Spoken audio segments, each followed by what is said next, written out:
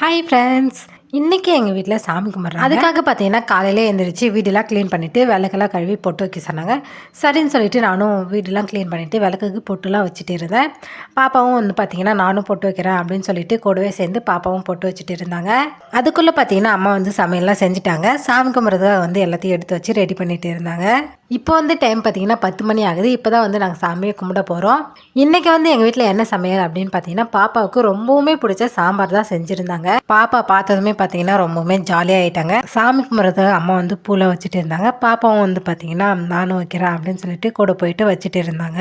அதுக்கப்புறமா தேங்காய் தண்ணி வேணும் அப்படின்னு சொல்லிட்டு தேங்காய் தண்ணி குடிச்சிட்டு இருந்தாங்க. அதுக்கப்புறமா வந்து எல்லாரும் சாப்பிட்டுட்டு இருந்தோம். இந்த நாள் வந்து எங்களுக்கு இப்படி தான் போச்சு. அவ்வளோதான் ஃப்ரெண்ட்ஸ், இதோட நம்ம வீடியோ முடியுது.